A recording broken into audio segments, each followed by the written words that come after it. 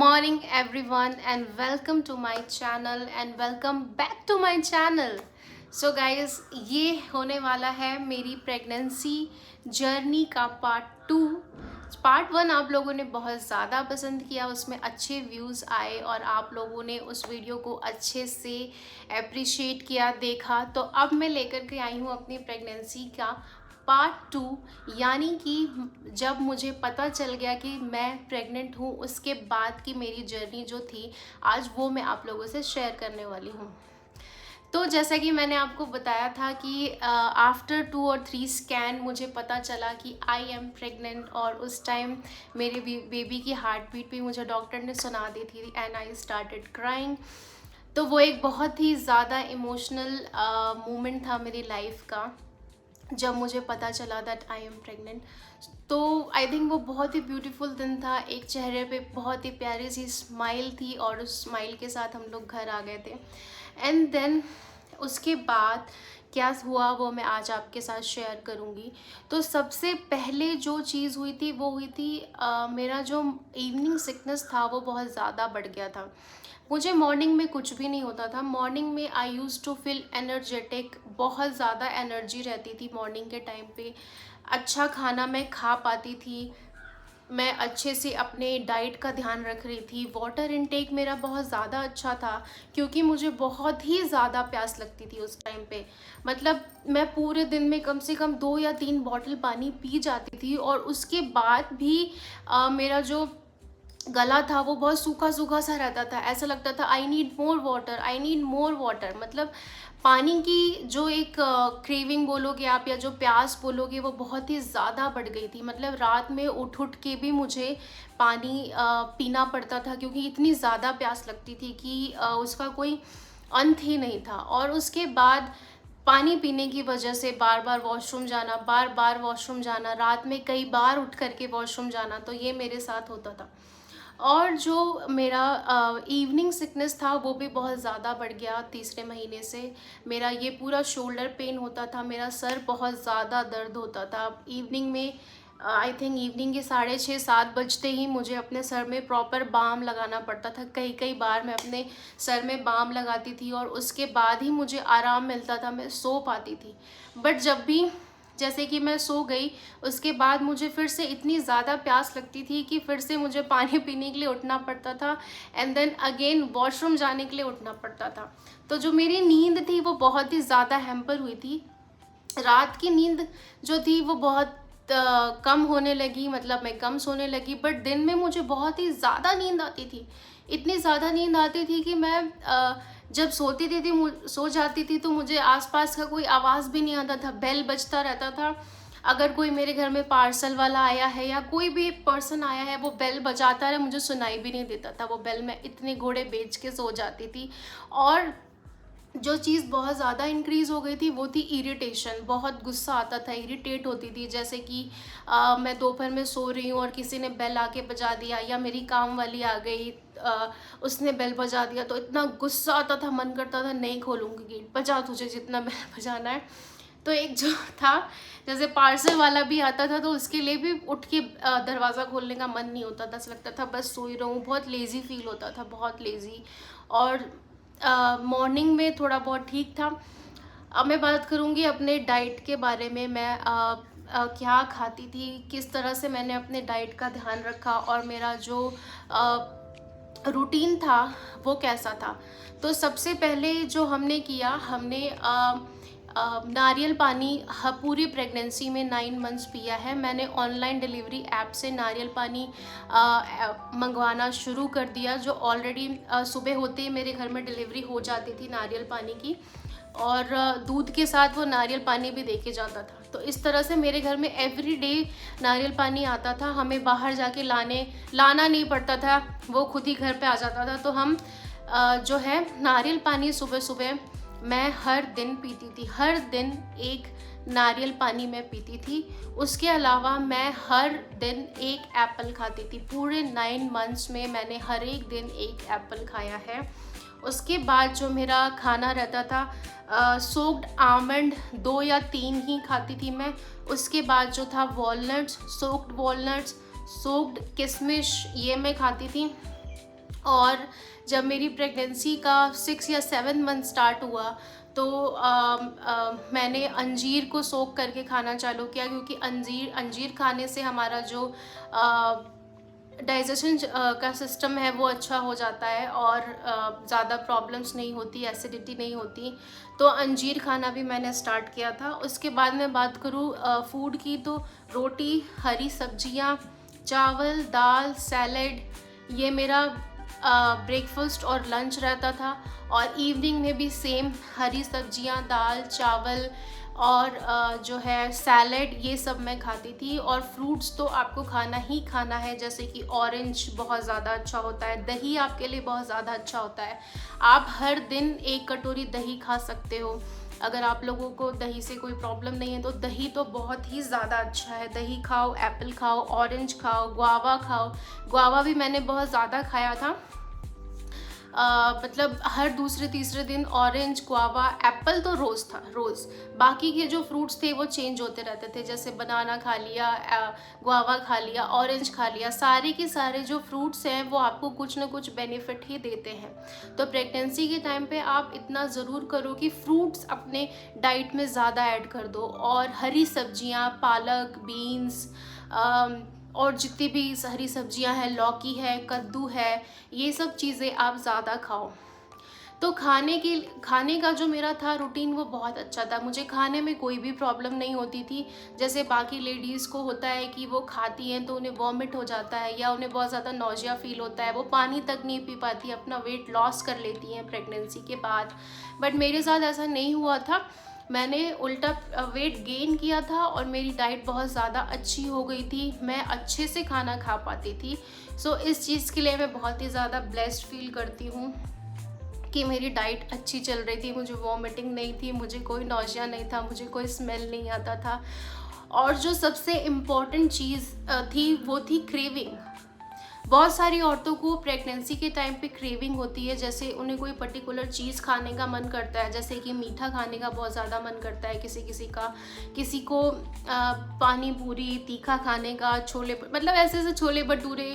कई लड़कियां मुझे बताती हैं कि जब मैं प्रेग्नेंट थी तो मुझे सिर्फ छोले भटूरे खाने का मन करता था और उसके सपने आते थे, और मतलब वो नहीं खाया तो ऐसा लगता था कि आज मैंने कुछ खाया ही नहीं, ऐसा लगता था। बट मेरे साथ ऐसा नहीं था, मुझे कोई भी क्रेविंग नहीं थी, बाहर के खाने की कोई भी क्रेविंग मुझे नहीं थी। मतलब ऐसा एक दिन भी मुझे फील नहीं हुआ कि आज मैंने ये चीज़ नहीं खाई तो मेरा दिन अच्छा नहीं जाएगा, या ऐसा कुछ भी नहीं था। घर का खाना मुझे बहुत ज़्यादा अच्छा लगता था, नो क्रेविंग। बट स्टिल मैं कभी कभी बाहर का पानी पूरी, कभी कभी समोसा, ये सब खा लेती थी, क्योंकि मुझे ऐसा लगता था अभी मैं प्रेग्नेंट हूँ तो जो मैं अपने खाने की जो डिज़ायर है वो सब पूरी कर लूँ, क्योंकि उसके बाद तो मैं बहुत ही ज़्यादा हेल्थ कॉन्शियस हो जाती हूँ। थोड़ा सा भी मेरा वेट गेन हो जाता है तो मैं बहुत ज़्यादा टेंशन में आ जाती हूँ।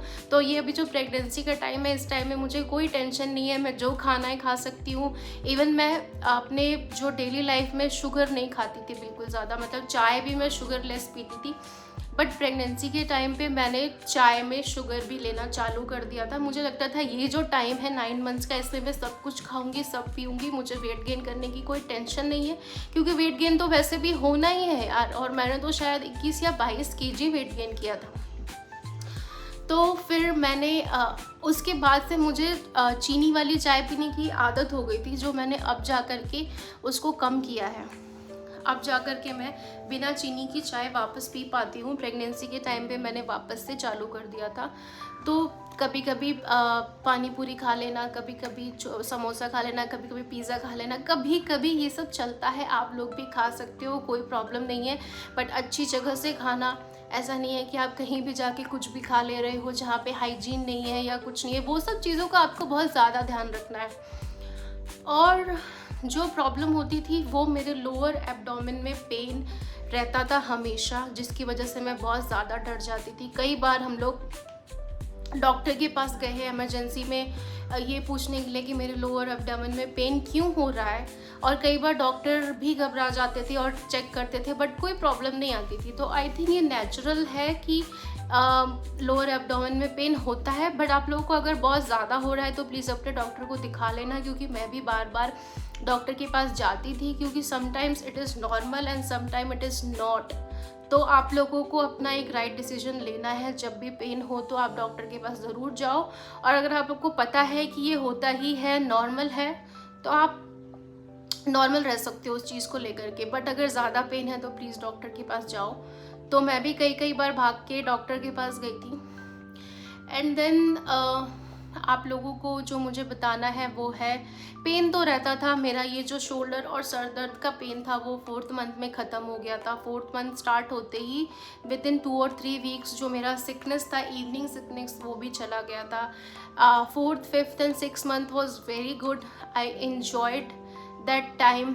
We went to babymoon, तो हम बेबी मून के लिए अलीबाग गए थे। I spend a very good time there. मतलब वहाँ पे स्विमिंग पूल में मैं मतलब हर टाइम रहना चाहती थी, क्योंकि पूल के अंदर मुझे बहुत ही ज़्यादा हैवी फील नहीं होता था, हल्का फील होता था, क्योंकि बॉडी वेट गेन होने की वजह से बहुत हैवी अपना पेट हो जाता है और सब कुछ हो जाता है। तो पूल के अंदर बहुत ही ज़्यादा लाइट फील होता था, अच्छा लगता था।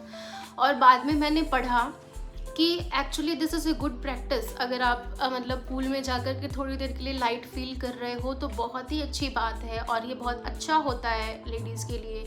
बट हाँ, पूरी सेफ्टी के साथ ही पूल में जाना और घूमने ज़रूर जाओ। आपके मेंटल हेल्थ के लिए बहुत ही ज़्यादा अच्छा होगा, क्योंकि प्रेगनेंसी में औरतें वैसे ही बहुत ज़्यादा परेशान रहती हैं, और घर पे रह के टेंशन ले के बहुत ज़्यादा ये हो जाता है, क्योंकि हम बेबी की चिंता बहुत ज़्यादा करने लगते हैं कि जो हमारे पेट में बेबी है वो ठीक है कि नहीं, मैं सही से सब कुछ कर रही हूँ कि नहीं। ये सब टेंशन तो ऑटोमेटिक आ जाती है, मतलब माँ बनने से पहले ही जब आप प्रेग्नेंट हो जाते हो तब से ही आपके दिमाग में ये टेंशन चालू हो जाती है कि मैं अच्छे से ध्यान रख पा रही हूँ कि नहीं।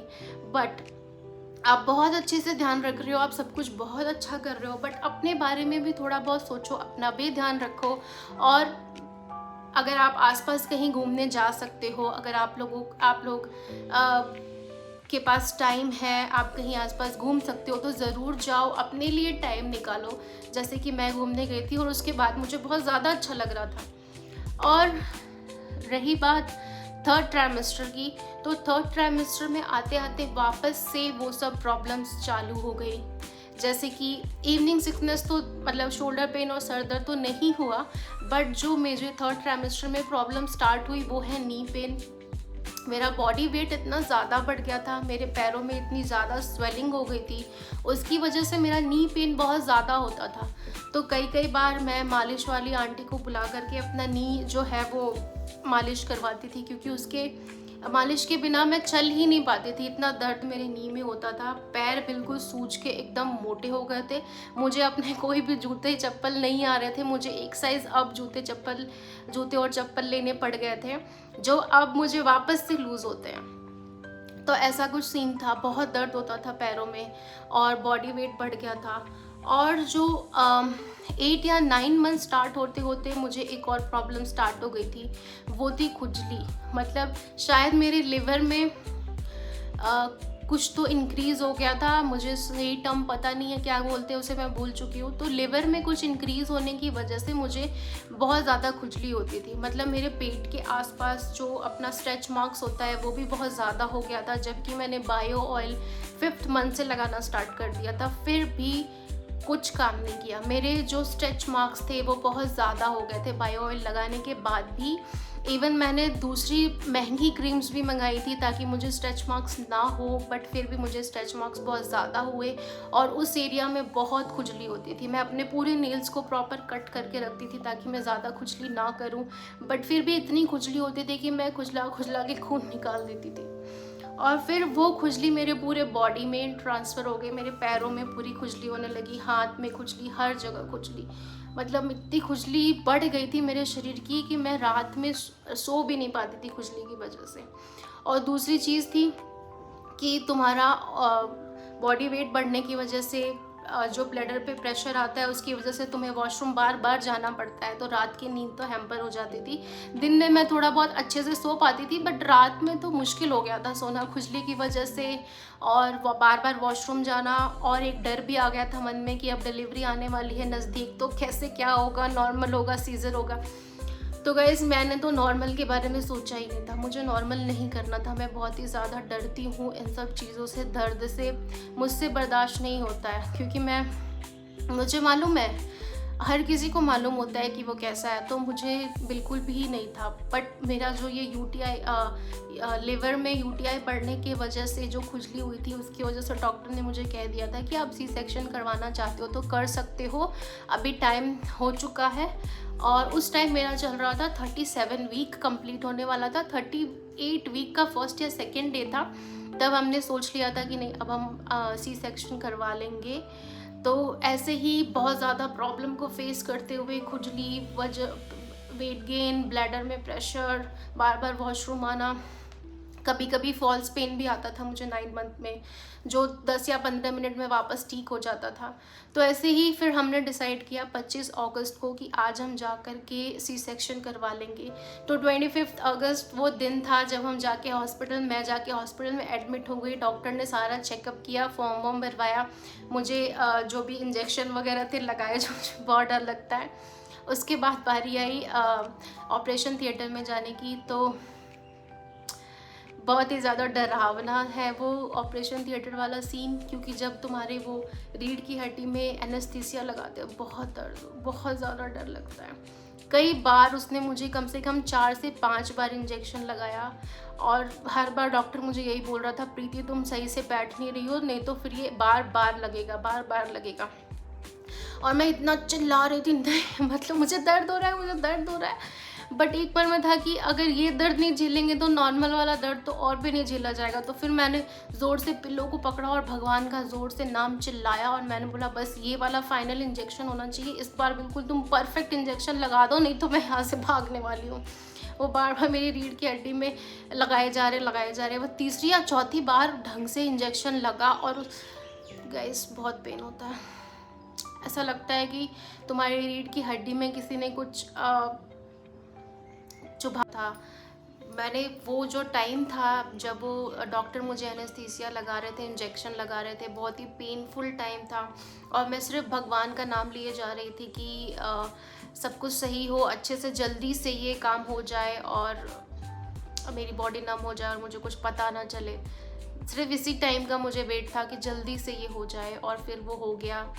मेरा सब कुछ ठीक हो गया। डॉक्टर ने मुझे पूछा कि प्रीति आर यू फीलिंग एनीथिंग, मैंने बोला नहीं, मुझे कुछ फील नहीं हो रहा है, अपने पैरों में कोई सेंसेशन नहीं है। आई थिंक उन्होंने कुछ निडल वगैरह भी चुभा के देखा, तो मुझे कुछ भी दर्द नहीं हो रहा था। मैंने बोला कि नहीं, मुझे कुछ भी दर्द नहीं हो रहा है। तो उन्होंने शायद ऑपरेशन फिर स्टार्ट किया, और ये चला काफ़ी टाइम। मुझे डॉक्टर ने बोला कि प्रीति तुम्हें क्या चाहिए, मैं तुमसे कुछ बात करूं या तुम ऐसे ही ठीक हो। मैंने बोला नहीं, आप लोग कर सकते हो, कोई दिक्कत नहीं है। तो एक जो वहाँ पे नर्स थी, उसने मेरा हाथ पकड़ के रखा था, वो मुझसे बात कर रही थी पूरे टाइम कि प्रीति कोई प्रॉब्लम तो नहीं है, सब ठीक है ना, यू फीलिंग ओके। मैंने बोला नहीं, मुझे डर नहीं लग रहा है, मैं ठीक हूँ, सब कुछ सही है। मैं बस होप कर रही थी कि जल्दी से ये फिनिश हो और बेबी बाहर आए और मैं जल्दी से उसे देखूं, बस मैं यही सोच रही थी। तो ये चला आई थिंक 10 to 20 मिनट्स या उससे ज़्यादा चला ये। मेरी जो पूरी फैमिली थी वो बाहर वेट कर रही थी, और जब मैं अंदर आई थी उस टाइम मैं रो रही थी, मैं थोड़ी इमोशनल हो गई थी। तो मैं वही वेट कर रही थी कि जब उन्हें पता चलेगा कि बेबी हो गया है तो वो कितने खुश होंगे। और जैसे ही डॉक्टर ने बोला कि प्रीति अभी तुम्हें पेट में कुछ फील होगा, जैसे कुछ पुश करके बाहर आ रहा है, तो डरना मत। मैंने बोला नहीं। वो फिर उन्होंने कुछ ऐसा फील हुआ एकदम से कि कुछ बाहर आया, तो वो जो है वो उतना पता चलता है, बट दर्द नहीं होता, it is just a feeling कि वो एक पता चलता है। तो वो बेबी बाहर आया, एकदम वाइट सा कुछ दिख रहा था, वाइट सा बिल्कुल बेबी था। और डॉक्टर ने ऐसे बाहर निकाल के ट्रे पे डाल दिया। जो पीडियाट्रिशियन होते हैं जो बेबी को चेक करते हैं सबसे पहले, उनको दे दिया ट्रे में डाल के। और मैंने अपने इस बेबी को देखा, बिल्कुल वाइट था और जैसे ही वो पीडियाट्रिशियन के पास गया, उन्होंने कुछ किया तो थोड़ी देर बाद वो रोने लगी। और मैं बार बार, जैसे वो बाहर आई तब वो नहीं रो रही थी, 5 या 6-7 मिनट मुझे लगता है कुछ टाइम बाद उसने रोना स्टार्ट किया, मुझे एग्जैक्टली टाइम याद नहीं है। तो फिर मुझे मैंने डॉक्टर से पूछा कि मुझे बताओ क्या हुआ है, बताओ क्या हुआ, तो डॉक्टर ने मुझे नहीं बताया। वो लोग पहले उसको पूरी तरह से क्लीन कर रहे थे, हर तरह से चेक कर रहे थे, ब्रीदिंग ये वो उल्टा सीधा करके पूरा क्लीन किया उसको।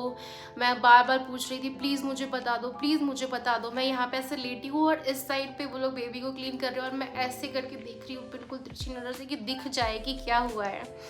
बट बहुत ही प्यारा दिख रहा था जो भी था, मतलब बाल बहुत ज़्यादा अच्छे थे, काले काले काले बाल दिख रहे थे। मैंने बोला वाह यार, बाल तो बहुत ज़्यादा अच्छे हैं इसके, जो भी है मुझे समझ नहीं आ रहा था क्या है।